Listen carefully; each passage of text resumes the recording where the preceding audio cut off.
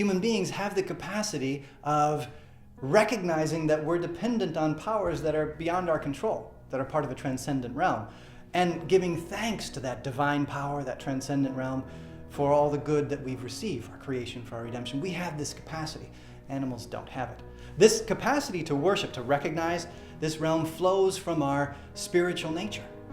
Our minds are open to infinity, open to transcendence. We kind of recognize instinctually, we have this religious instinct that shows us, or that kind of tells us in our hearts, that we're part of a bigger story, that the story goes beyond the limits of time and space. We're connected to something grander, something bigger. This capacity for worship, it's interesting, it's one of the things that scientists look for when they're trying to identify whether ancient remains belong to human beings or pre-human beings. For example, animals and pre-humanoid beings don't bury their dead, but human beings always bury their dead. And they actually include, since the earliest times, they include artifacts in the graves. What does this tell us? This tells us about this religious instinct, this sense that, well, the story goes on after death, that here on earth we're just part of a story that's bigger.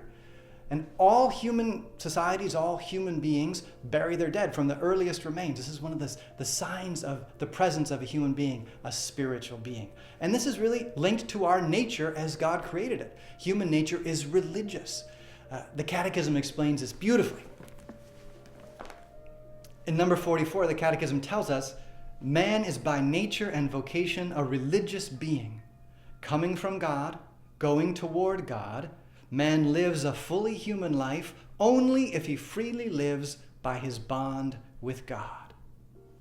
The commandment to live the Lord's Day, to keep it holy, to live it well, flows from this deep natural need and duty to worship, to put ourselves in proper relationship with our Creator, with our Savior, with the one who created everything. So the obligation of worship on Sunday isn't just a random duty. It flows from our human nature. Here's how the Catechism puts it.